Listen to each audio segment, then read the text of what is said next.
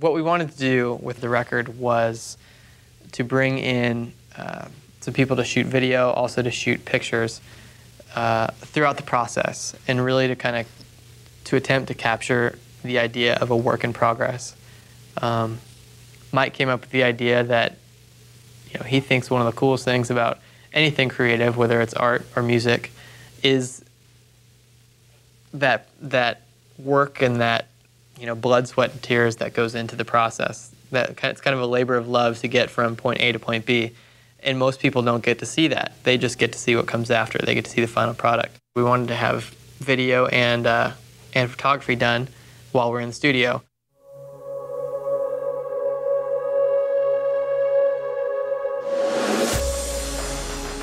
Always as an artist, you're judged based on the body of work you've put out ultimately, but what people focus on is whatever you've done most recently. I think the pressure is motivating. It's there, but I really try not to focus on it. I'm more comfortable when there's a lot to be expected. I think we're all deadline or pressure performers. I want to be in the mix, have the pressure.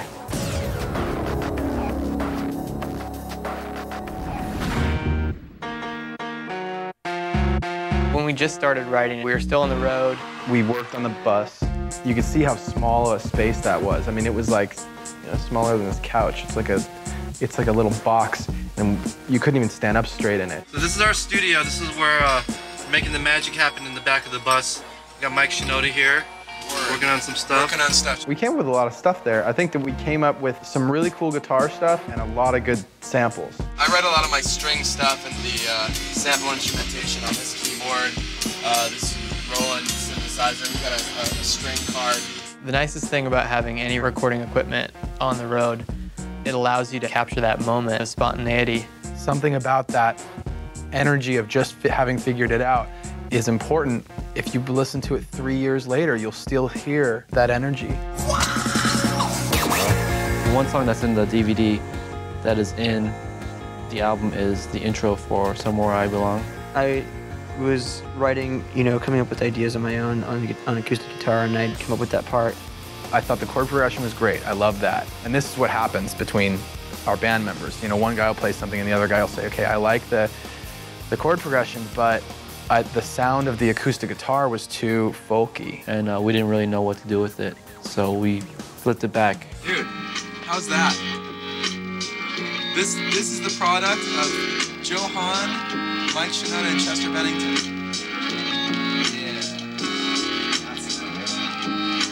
Since I reversed it, it was playing, 4, 3, 2, 1. The chord progression was reversed. And I said, okay, the sound sounds good now, but the chord progression was what I liked. So then I cut it into 4 pieces, and I played it 4, 3, it was 4, 3, 2, 1. I played it 1, 2, 3, 4. And that's why it has that sweeping sound that you hear on Somewhere I Belong. Through that process, given that 18 months, we probably wrote 80 different songs. It was at that point where we wrote our sophomore album, that cursed album that just kind of always flops. And then we just junked it. After we came home from tour, that's when the album pre-production began. In our case, what we do in pre-production is try and get the music as solid as possible. There's a lot of commercial pressure that I think people try and put on us or think that is there, and it kind of is there in a way. Whatever's there doesn't compare to the pressure we put on ourselves artistically.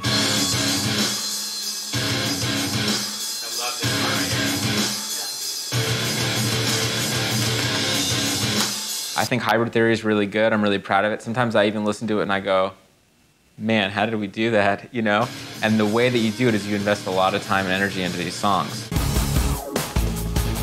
When we write songs, we're not really a jam band. We won't sit there together and just jam on our instruments and say, hey, that sounded cool, play it again, and we'll try and all write stuff together.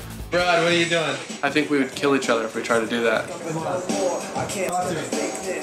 At my home studio, what we tend to do is work in pairs. Mike's always involved in all the songs because he's kind of like the glue in that he knows how to use the Pro Tools rig, and he's really good at working with people one-on-one in terms of putting their parts down. Just drag it out, remember. It's definitely different for me, whereas anybody else in the band can just go over to Mike's house with their vocals or guitar or whatever, but for me, it's easy to leave the drums in one place and actually bring the other music that's been worked on to me. You put me and Mike in a room together writing music, and I'd say it's like, there's a good percentage of stuff that comes out that's just joke songs.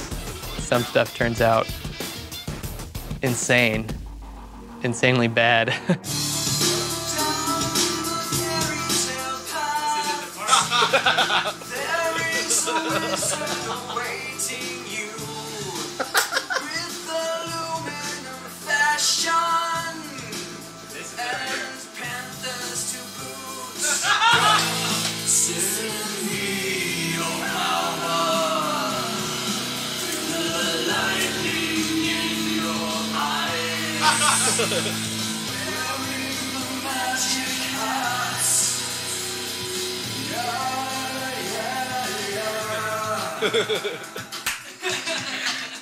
As we were getting close to finishing pre-production, it came time to decide on a producer. We wanted to look around and kind of scope out what else we might be able to do.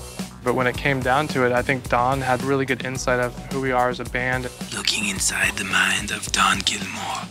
Ooh, come inside. For me, as a producer, working with artists like Linkin Park that really want their music to be as good as it can be, we'll rip a song to shreds and then build it back up and then rip it down again if that's what it takes. I remember having our preliminary meeting with Don and him saying that he thought we should go into the studio in like 2 weeks from that day. And that was literally right when we finished Reanimation. And I remember just like freaking out. You got a group of guys who are perfectionists and want to like fix every part a million times. Eventually, you just get, you know, fixing things that were already fixed, and you get yourself into a crazy place where everything is just supposedly wrong. Everybody knew how much pain and frustration went into making Hybrid Theory, and so now the challenge was putting in that much work into the next record. For me, I really put most of my work in before actually going to the studio. Right now we're down at my rehearsal space. This is my drum set. I also have triggers on my kit. All the sampled sounds that you hear on the album come out through these triggers. Every time I come into the studio, I take off my other shoes and I put on my drumming shoes. They're actually modeled after race car driving shoes. You can really feel the pedals and everything, and it gives a lot more control.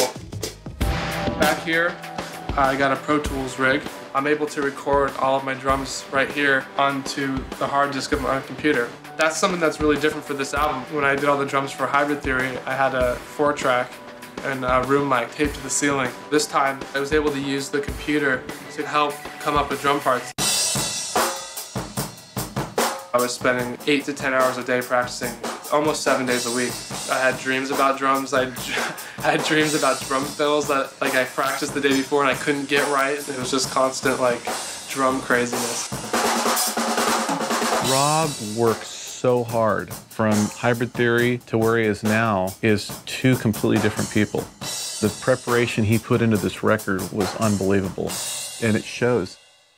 We kind of had a joke that since the first record did so well, we were going to do everything the same, including starting out, you know, in an RV, having Mike drive to all the shows. I don't know if that's actually going to happen. Probably not.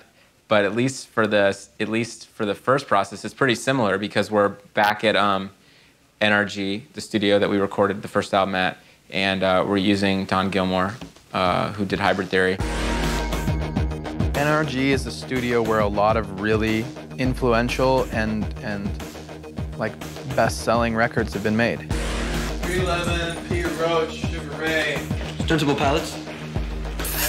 Coming in here the first time, it's a little overwhelming because you see the level of expectations. You think, well, all these good records have been done there.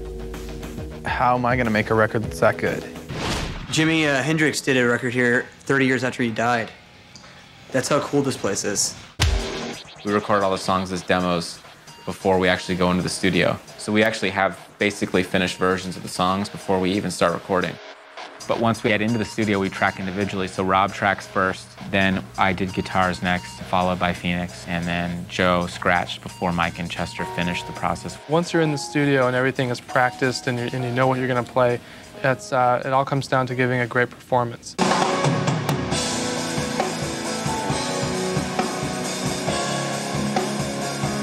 Every take you do in the studio needs to be 1000% the way you would want it to be listened to over and over again on the album.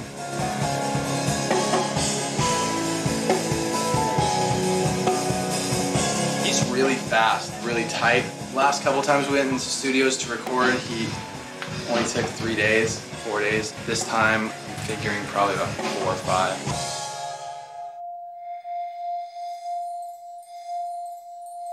So we had an art day down in Los Angeles.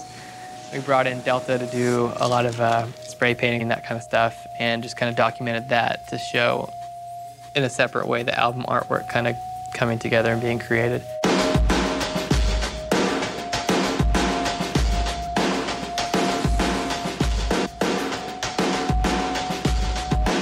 The art day is like an artistic depiction of the work in progress. The 6 of us together can actually add on to what each other is doing and create something that alone we'd never be able to put together. To me, that relates directly to what the album is all about. Throughout the day, we were painting on something and then painting over it and painting over it. You see this thing come together. Can you feel the art happening?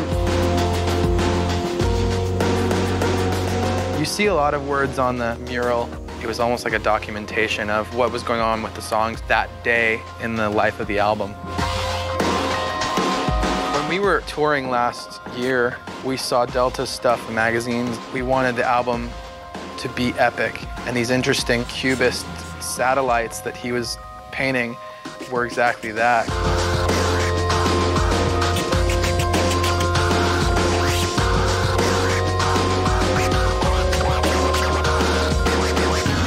It was James Minchin that actually took a picture of one point of Delta spray painting some stuff, which became the cover. This is the like Christmas time after the fun art thing. Take all the paint home. We're in the control room at Energy right now, and we're actually tracking right now. I do all my tracking inside the control room as opposed to out in the big drum room where Rob would track. And most of the time I spend tuning. But I have to tune before every pass. I've probably tuned about probably 1,000 times.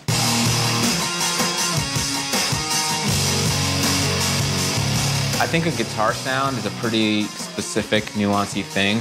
I didn't want to do what we did last time. I wanted to take risks and do something that still sounded like Linkin Park, but that took the music in a new direction. I like music that's really cinematic, that has a really huge sonic landscape. I do a lot of layering of the guitar to create a really big sound. See where those rugs are rolled up? That's where the drums were. Now they're gone because they rattle. Got the cabinets out in the main room, and then you can see like amp heads and everything are in here. I can't give away all the secrets of how we achieve 442. The sound.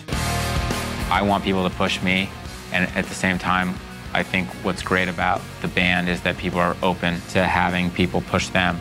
Brad's contribution was really critical this time around. He really forced us to take a hard look at everything to make sure it was perfect. When I'm in there tracking guitar, I like to be really focused and not have a lot of distractions going on around me. James came in and shot some photos one day in the control room, which was somewhat unusual because Don keeps a really focused work environment. Doing those photos, which were kind of press photos to let people know that we were in the studio. So it was funny that day to kind of see Don's expression or his dismay at the kind of almost circus-like atmosphere that was taking place.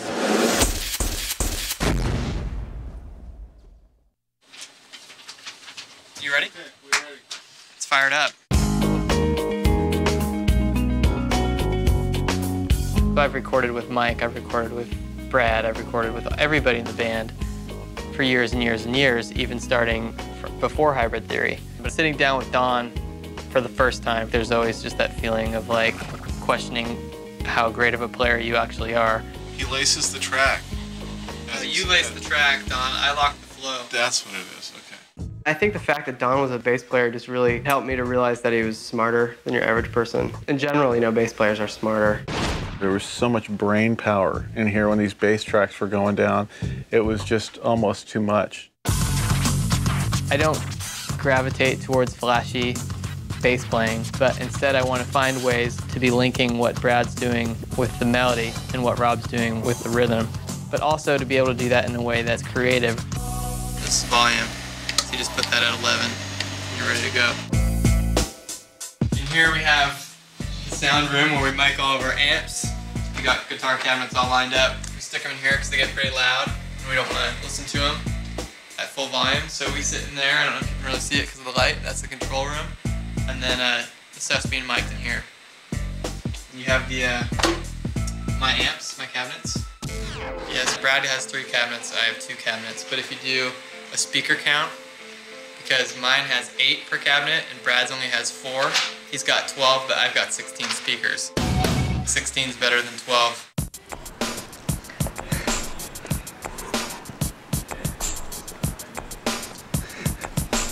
Swim down there. Cold, huh?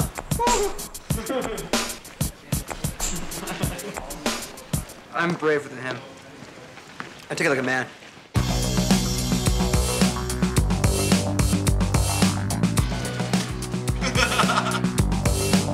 The photo days were difficult in the sense that they took away from the album for a day or two, but they're necessary evils.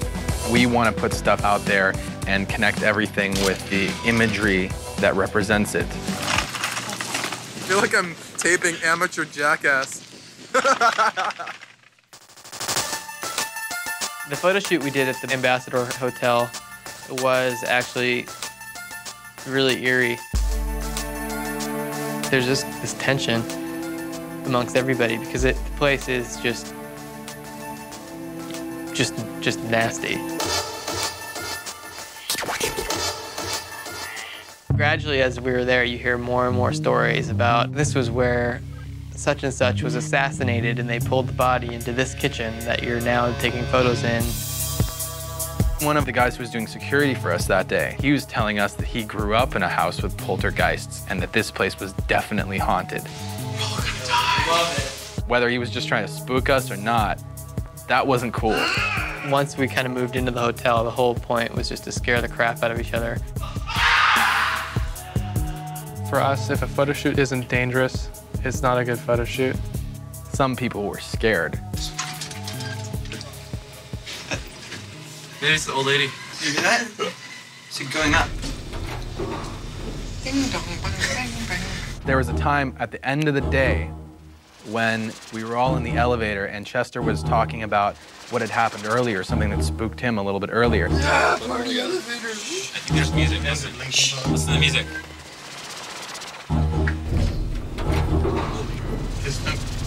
That was weird. There was music and it said going up.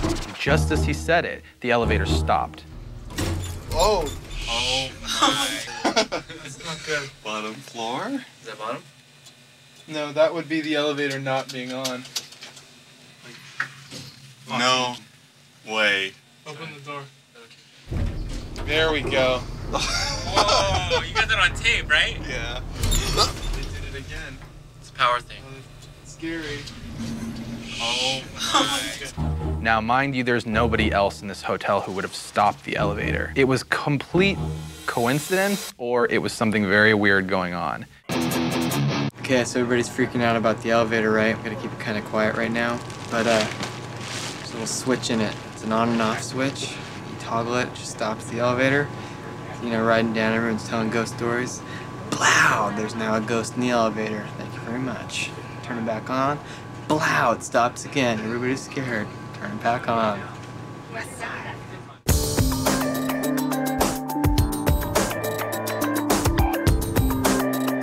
I wasn't nervous about going back to recording the album at all. I was more eager than anything to just create something new. In the studio, I'm just doing a lot of scratching and doing some programming, just atmospheric sounds and just adding more flavor on top of what's there. trying to take away from the rock vibe. You got your cake, your layers of cake, and I'm putting all the dressing and flowers on top of it. I use tons of equipment. This is Mount Han.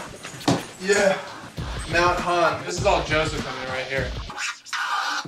Don Gilmore hasn't really worked with any DJs. For him, it's kind of uncharted territory. If it's distracting, then he'll say it's distracting. And if it's good, then he'll say, oh, I think that's cool. So it's like when we're in the studio, it's pretty much me and Mike.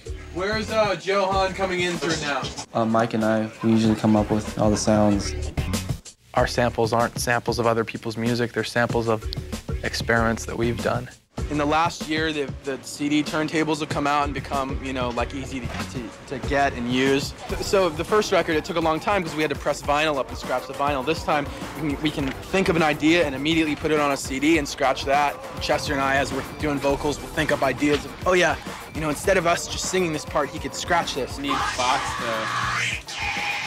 Our songs are on the average 39% scratching and 5 to 8% keyboard. The rest of the percent is bobbing my head up and down.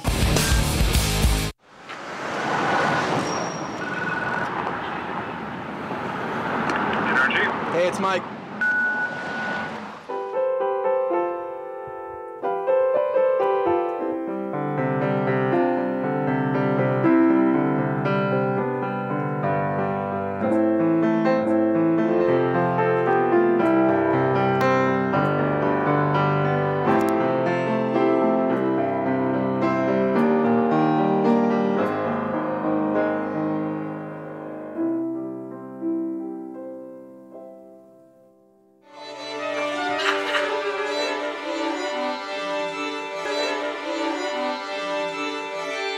One song is a song that I really have been trying to write. I've wanted to write it for quite a while, probably like 5 years or 6 years.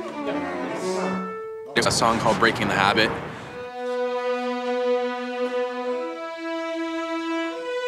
Don was listening to the keyboard strings and he said, you know, what would sound really great is if we could do those strings live.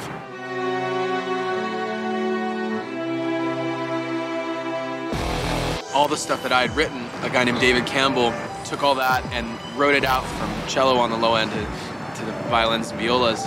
He played it once through, and then David told us that he had a couple of variations on it.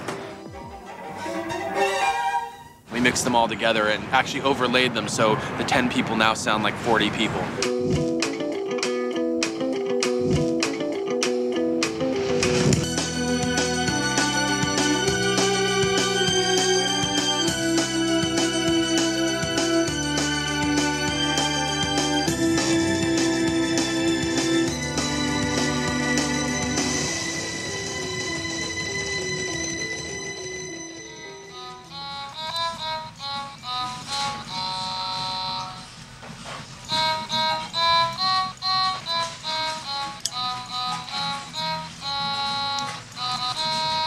Oh, you guys rock! Yeah, I got 5 hours of sleep last night. It wasn't until about 3 that I actually passed out because I was just like thinking about the album and thinking about all this stuff and all this, you know, all the crap that we've got to do and that we're worried about.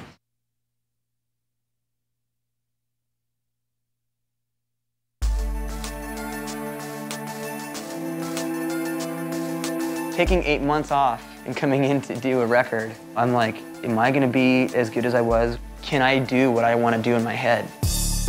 Because I'm so hard on myself, I really push my throat to its ultimate level, and when I push it there and I keep doing it, it ends up getting used to it, and then I can push it a little bit harder and get a little bit higher or a little bit lower. You come in here when we're doing vocals and they got candles lit and it's all moody and vibey and cool, and they're just doing their silly vocalist stuff. Chester has this incredible weird thing when he sings really aggressive. He has like 2 or 3 different voices inside his voice. You can hear 2 or 3 different notes, and it's the strangest thing in the world.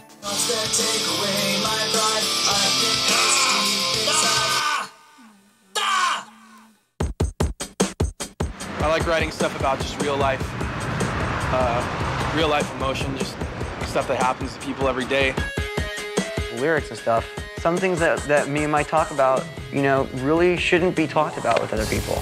But when you write a song, you don't necessarily like want to come out and give it all away, but you want the right perspective. Getting out all that stuff and just kind of making it like silly therapeutic time, it makes for good music, I think. We started our lyric process and Don just laid into us and told us to rewrite everything. Did you take it offensively when Don doesn't like lyric? I have kicked his ass probably 4 times today. Just today. He's turned his left side towards you because his right side is bruised. Bruised on the inside. Seems a little, just a teeny bit bland, but I mean, everything connects really good and everything. You know, you're keeping it good. You know, you're making a point, but it's just a little. It's the same problem as the other song. The thing I like about Don is he's funny and he's really hard. It's a labor of love. He knows the gear, he knows how to get the sound, but the song is what is important. What did you think about today, Don? I thought it was pretty magical. Almost as magical as this guitar finish. Yeah, he can make a really bad song sound really good, but is that something that he wants to do? No. Chester.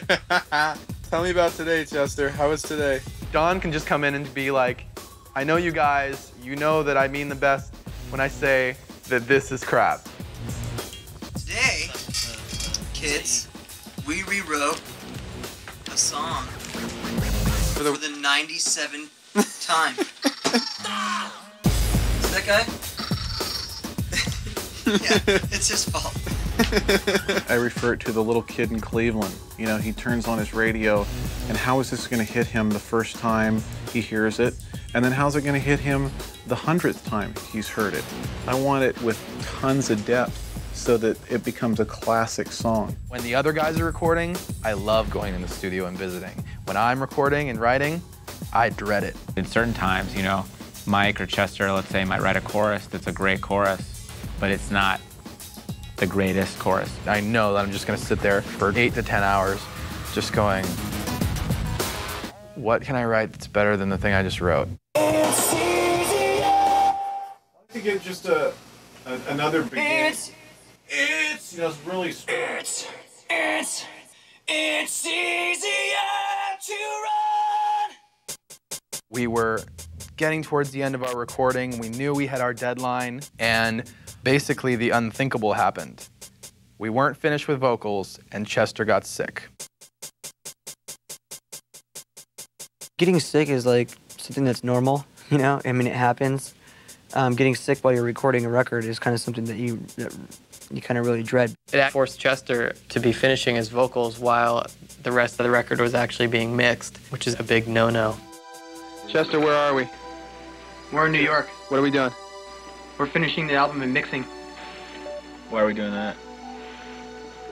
because I wasn't talented enough to write good parts before we came to mix.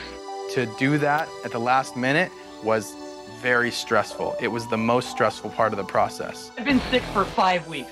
Our album would very likely not have come out until 6 months later, or those songs would have just been trashed. The happy end of the story was that it turned out great. Somewhere I Belong, the chorus of that was actually finished 18 months after the song had begun on the bus on the Ozfest. There's always like those kind of obstacles that come up in the recording or touring process, and there's, you know, we've found there's always a way to kind of work around that.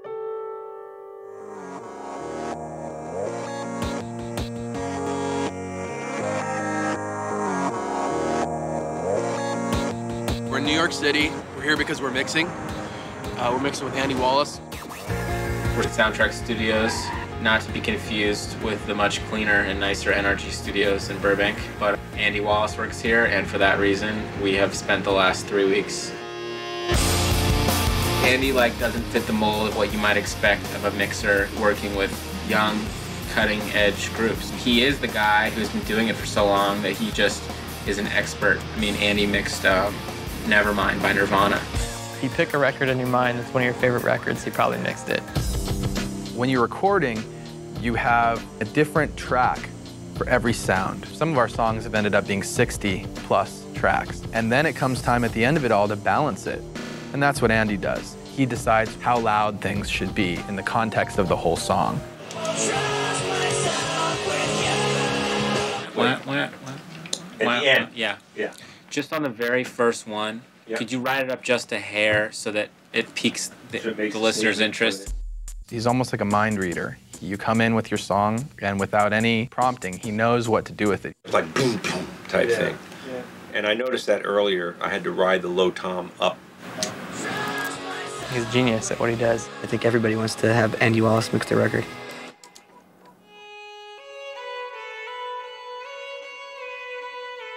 Meteora was a word that caught my attention because it sounded huge. There's the literal idea behind Meteora. It's this rock formation in Greece that has a monastery sitting on top of it. It almost looks like something out of Lord of the Rings. It's very epic and has this film quality. At the same time that it's so dramatic, it's also very serene. It's actually a place where people go to find themselves and kind of have a place of solitude. And it's got this, you know, kind of otherworldly kind of vibe about it. And it had this really great energy. And I really wanted to make a record that kind of lived up to that energy. I think that in some weird way, in the same way that Linkin Park means not the park, but the band, Meteora doesn't mean the rock formation, it means what this album sounds like. In terms of the entire band, they were super committed the whole time to doing nothing less than their very best, and that's what they gave it, and I think that's what you hear on the record.